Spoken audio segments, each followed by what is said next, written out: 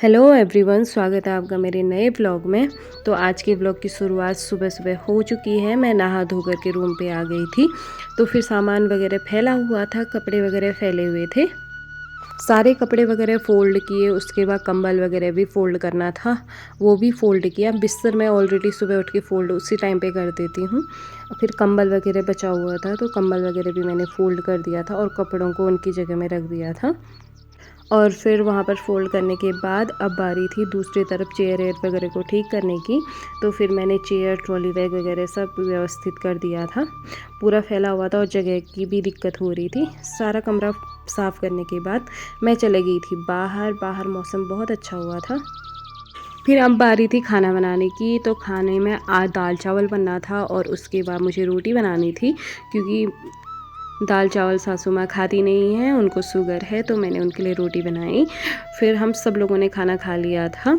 Husband और मैं साथ में खाना खा रहे थे बाहर बैठ कर के धूप में। धूप ज़्यादा तो अच्छी नहीं आई थी इस साइड, लेकिन आई थी जितनी भी आई थी उतने में हम लोग बैठ गए थे। और फिर वहाँ पे हमारा बिल्लू भी आ गया था, तो बिल्लू को भी हमने खाना दिया। और फिर वहाँ पे एक छोटा सा डॉगी भी आ गया था।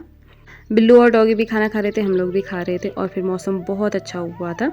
दोपहर के 1 बज गए थे। फिर उसके बाद अब बारी थी माल्टा वगैरह बनाने की, नींबू वगैरह बनाने की। तो मैं छत में थी, वहाँ पे नींबू वगैरह बना रही थी।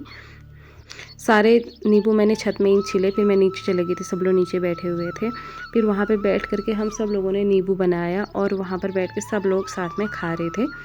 पूरी फैमिली वहीं पे बैठी थी, हम लोग गपशप भी मार रहे थे और नींबू भी खा रहे थे। बैठे बैठे फैमिली डिस्कशन भी हो रहा था। तो इतने में हमारा बिल्लू भाग गया, तो हम दोनों उसको लेने के लिए भाग रहे थे।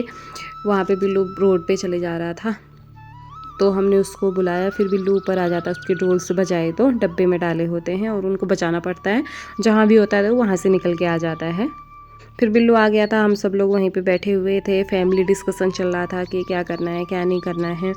डॉक्यूमेंट्स को लेकर के बातचीत चल रही थी, ये बनाना है वो बनाना है। फिर गवर्नमेंट की बातें आ गई थी। तो ऐसे होते करते काफ़ी लंबा समय बीत गया था। फिर ससुर जी चले गए थे मार्केट की तरफ, फिर हम तीनों बैठे हुए थे। फिर थोड़ी देर में सासू माँ भी वहाँ पे आ गई थी, हमें ज्वाइन कर लिया था उन्होंने। फिर वहाँ पे बैठते बैठते और हमारी बातें चल गई थी, क्योंकि यहाँ पे इतना ज़्यादा काम नहीं होता है।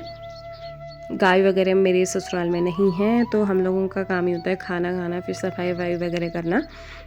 उसके बाद हम लोग आपस में बैठ के गपशप मार रहे थे और हस्बैंड सासू माँ की गोद पे सर रख के सोए हुए थे और उनसे बातचीत कर रहे थे। तो सासू माँ भी अपनी बातचीत बता रही थी, ऐसा ऐसा होता है, ऐसा ऐसा हुआ है, पहले ऐसा हुआ था।